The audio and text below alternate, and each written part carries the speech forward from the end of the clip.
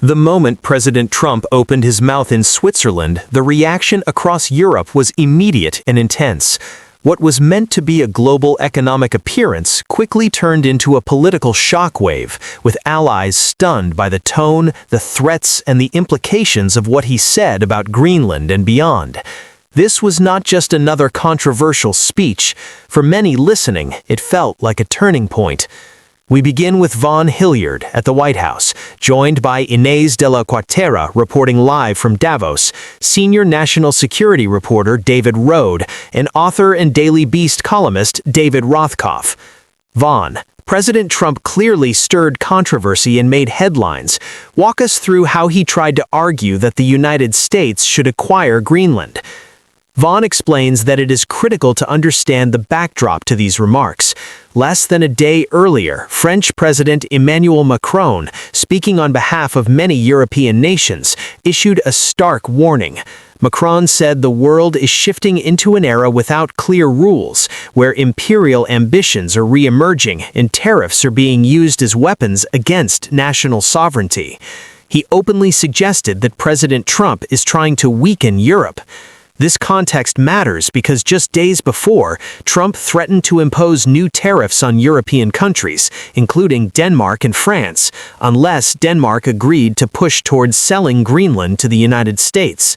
While Trump said in Davos that he does not plan to use force, Von notes that the message did not come across as reassuring. The president also said that if force were used, it would be overwhelming and that the United States could take Greenland easily with little resistance. That language alone alarmed longtime European allies. These allies are paying attention because Trump has made his ambitions clear before.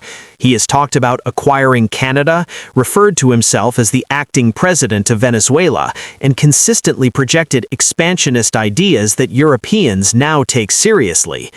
Von adds that Trump argued the United States is essentially propping up European economies and warned that if they stopped cooperating with Washington, their economies would suffer.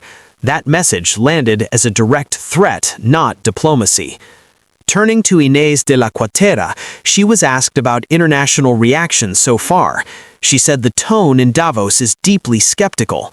Many believe the president's arguments simply do not hold up. Trump continues to insist that Greenland is essential for U.S. national security. Yet just last week, Denmark and European allies announced new reinforcements for Greenland, including additional troops and resources to strengthen security in the Arctic.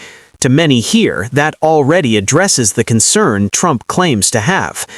Inés says she was in Greenland the week before and spoke directly with local officials. They told her they see no evidence of an immediate threat from Russia or China.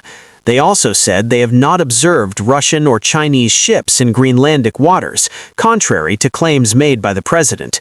Even Danish officials expressed confusion about what Trump is actually trying to achieve. People genuinely do not understand his argument.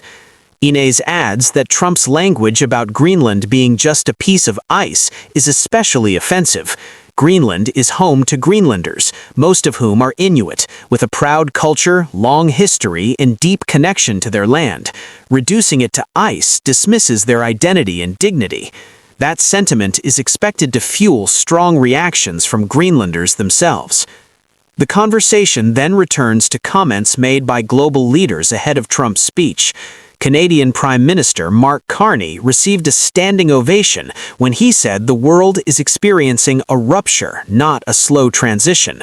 He warned that many countries feel pressure to comply and accommodate in hopes of avoiding conflict, but said clearly that compliance does not buy safety. French President Macron also criticized Trump's handling of allies in his comments on Greenland, which Trump addressed directly in his speech.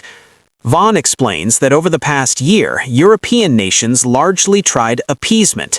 They signed trade deals and accepted lower tariff levels to reduce tensions. But Macron and Carney signaled that patience is running out. Carney described a breakdown of the global order that is happening at an accelerated pace, not gradually. Threats against Greenland and even Canada have pushed close U.S. partners to respond more forcefully. Trump, in turn, mocked Canada, saying the U.S. is building a defensive system that protects them, and Canada gets many benefits from America without gratitude. He said Canada survives because of the United States and criticized its prime minister for not showing appreciation. He also claimed the U.S. keeps the entire world afloat. While speaking in Switzerland, Trump referred to a conversation with what he called the female prime minister of Switzerland. In reality, Switzerland does not have a prime minister. It has a president of the Swiss Confederation. Trump went on to say Switzerland is only successful because of the U.S. and claimed that without America, Europeans would be speaking German or possibly Japanese today. These remarks came across as dismissive and historically ignorant to many in the audience. David Rothkopf reacted strongly, saying that if you are Danish or Greenlandic officials, you are likely angry. He said this is not bravado, but arrogance and bullying, behavior that resembles that of aggressor states. Rothkopf described the Davos visit as a fiasco. People walked out of events, including one involving Howard Lutnick. Rothkopf said he has spoken to attendees who described Trump's remarks as rude, ignorant, and offensive. More importantly, Rothkopf said this moment represents a historic watershed. He believes the Atlantic alliance that has underpinned global stability for 80 years is breaking down. He said insults towards allies like Denmark, Canada, France, Britain, and others cannot be easily undone.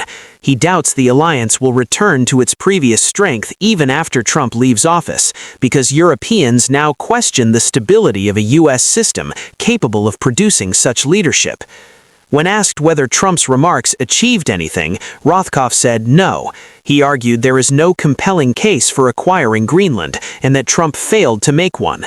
Instead, he offended allies and made them more likely to resist him. He suggested that recent pushback from allies may be the reason Trump backed away from explicitly threatening force. He described this as Trump retreating when confronted.